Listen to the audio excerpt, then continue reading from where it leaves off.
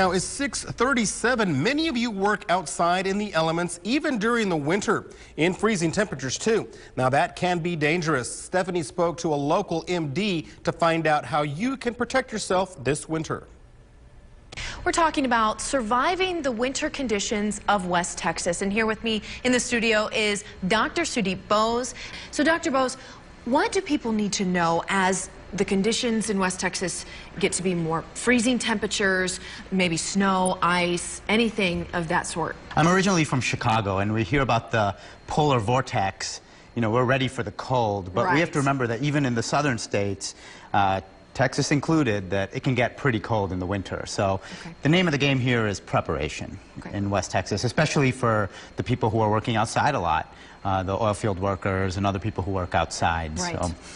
So what I'd like to say out there is be prepared. In that kind of situation, what does somebody do to prepare themselves if all of a sudden their car breaks down or they find themselves outside in the cold? Okay, fair question. I think what we need to do is just be ready for it. So have certain things in the car, a shovel, a windshield scraper, things like that, that if you have snow, you're not using your bare hands to get that snow off. Car emits carbon monoxide, so for those of you out there, don't get that tailpipe blocked with snow and have the engine running. And if your car does break down, it's advised you probably should not wander away from your car, because even staying inside that car does protect you from the elements. So a lot of people who are new here to West Texas don't really know the conditions, don't really understand what we experience here in West Texas for winter. What would you say for those who have to work outside in the oil field? How do they prepare themselves? Now that they're working outside, there are certain things you have to remember to prevent a cold injury.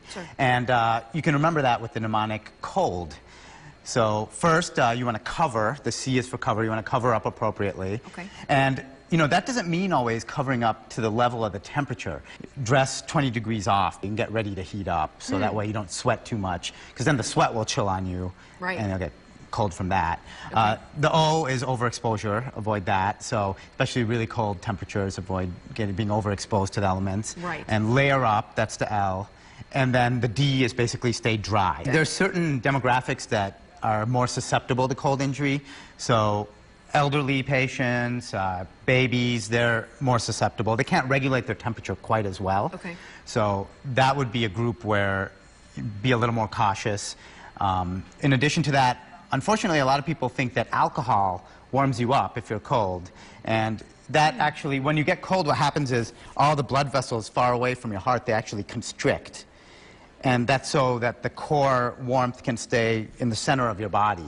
And then when you drink alcohol, it dilates those vessels, and you actually lose more heat, even though it may feel warm going down. And then the other thing I'd add is remember frostbite. So the areas far from your heart, your nose, your hands, your feet, if they start getting cold and numb, that's a sign that you might be headed in the direction of frostbite. That's time to get away from the cold and start warming up.